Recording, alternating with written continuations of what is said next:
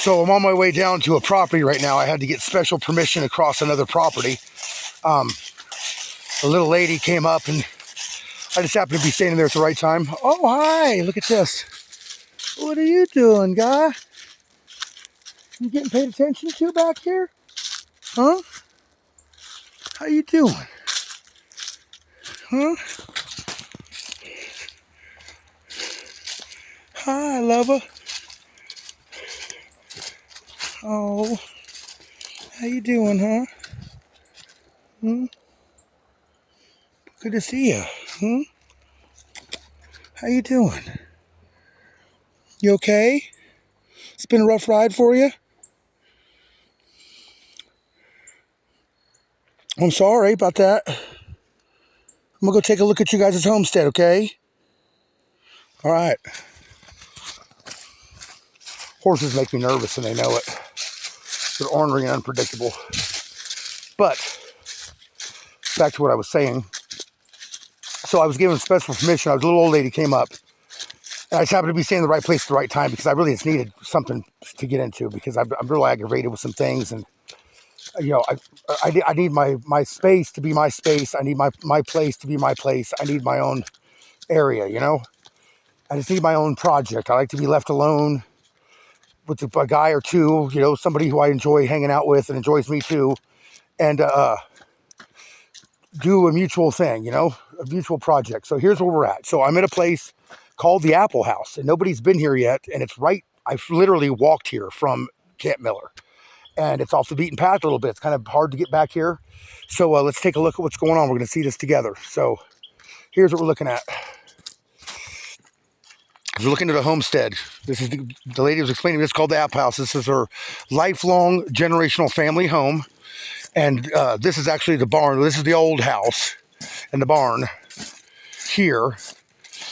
And I guess this is where a lot of elders have come and gone, you know, where the grandma and grandpa would, you know, be spending their last days and all the kids would come and move in and stay with grandma and grandpa and take care of them. And then, you know, this, I guess this is your mountain folk rest home. So we've got some damage to this thing and the roof is leaking. And we'll get to the damage part here, but this looks like it's doing just fine, but we're on the higher ground. Here's the original house that was built here, and I guess it did okay. But I don't think we have power back here just yet. I'll have to get Jeff on that and get him to come back here and take a look at this. This isn't on the record at all. There's no work order for this, and this is a wreck.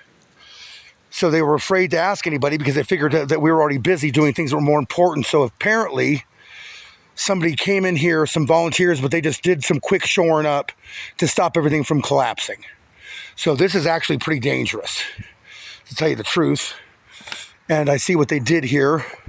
They did what they could. What this is, this looks very familiar, doesn't it? This is going to be another very familiar looking high-speed video for sure. We're definitely missing some stairs here.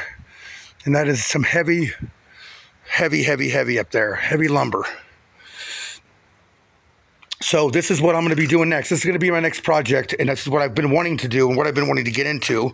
So I guess I'll just make this a shout out to James, that whenever you want to get your butt back out here, I guess this is what we could do together. I'm going to spend some time getting this shored up here and doing something a little bit better with this corner for sure, because this is looking a little bit bow-legged. And I'm not liking the way this looks at all, because this thing's ready. The only thing holding this thing up is this stone wall that was made by her great-grandfather. Actually, purposed these stones from down in the very creek that rose up and swallowed it damn near whole, it looks like. So, yeah, we're definitely missing some pieces here, for sure. Just to give you guys an idea, like, you know, what they were looking at. This water was coming from this direction, and this water hit this place just before it hit Will's. And if you look down here, down this road, this is how ironically close this is to the whole situation here. So this is what's flowing down, comes through here, and then right where you see all those trucks right down here moving and everything, you see that white building right there? That is the big church, and that is right where Will lives. I could actually see Will's place from here. So this flow that came through here is the same flow that went all the way out there that he caught on video. And I'm sure that if we looked very carefully at this video, we could probably see it off in the distance, this house getting a beating. And it's still standing, luckily, because whoever built this thing, whoever the guy was and the gals were and whoever else helped out with it, obviously they did a fantastic job with the foundation. And so we're going to save this home. We're going to stop this from happening. Am I the carpenter? Am I somebody who's going to be able to rebuild it for him and make it look new? No. But am I going to make it so it doesn't fall over? Absolutely. It'd be my pleasure to do this for them and save the Apple House. That's what they call this, is the Apple House. And this is the other home here. These are both not abandoned. They're just not frequented. So obviously there's no other way in here anymore. Even if they wanted to figure this out, we need to get a bridge built over here. This needs to happen. This somewhere right around in here, I assume, was where they had a driveway or a small bridge to get over here. But it's just kind of hard to even tell anymore with everything just such a wreck. But this is what you're seeing here is a completely untouched project that is literally a stone's throw away from Junior. This is Junior's place here. I'll just go back up on the road. Okay, so here, this is what I'm doing. You guys see this? Let me just go ahead and see if I can find a way across this this creek. This is the Cattail Creek that you guys all hear about frequently, and this is how it's supposed to be normally. And this thing turned into Niagara Falls for 4 hours. None of this looks like it did before. Nothing. This is not even close to where it was before. That barn still stands too. It's amazing. That barn's over 100 years old. They just don't build stuff like that anymore. But we'll get into that more with my video as I come in and I start actually addressing the situation more. But let me see if I can. Did you know that my biological dad, wrote the song, I'm not your stepping stone. And here I am looking for which stepping stone is actually mine. So let's take a look here and see what we can do. I'm liking how it looks over here a little bit better as far as crossing over.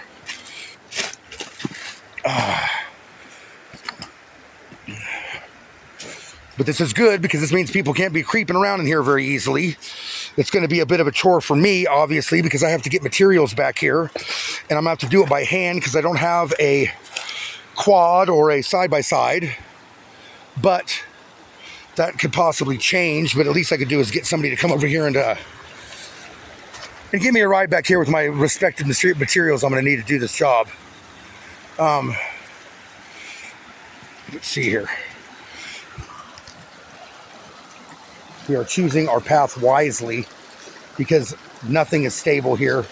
You can step on one piece of sand and it'll be perfectly firm, and you step on the next thing and you're all the way up to your waist instantly. Let's see here. Okay.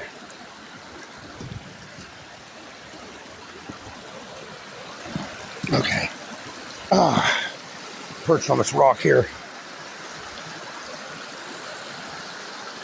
See what I can do.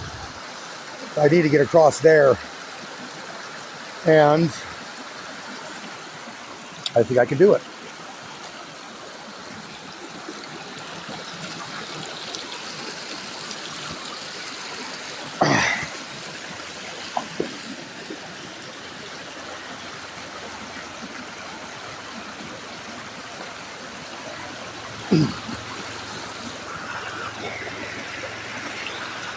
It's my last leg right here. Just wonder if these rocks are slippery, which they're not. They shouldn't be slippery. They should be pretty well scoured.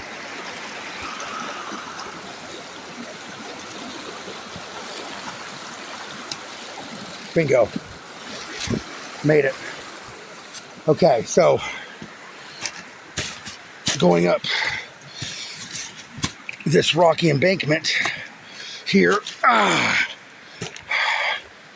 which has quite literally become a barren wasteland around here. Some places. So funny though, this place is right here.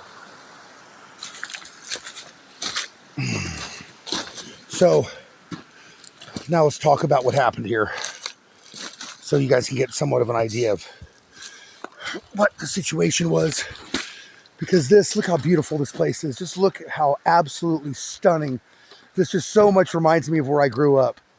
It really does. Just like Mount Tam there with the sun setting. Oh, God. The water just came through here and just destroyed everything. Except for things that were 100 years old, I guess, because there's another barn there still standing. But, you know, this has all been split up and cut up so people can come and get this for firewood for the winter, you know, to get them to the winter. But so here's Robbie working. And obviously, like I said, there's no driveway here anymore. I have to Google Earth this thing and even see where originally it was. But some people got luckier than others. This tangle of debris right here is actually organically placed there by Mother Nature. Look how big the house is. Look how big the debris pile is. I mean, all the way as far as the eye can see, this was just a river. I'd be underwater right now. And this is where the flow began. And there's the church right there that I mentioned down there. So the water comes blowing on through.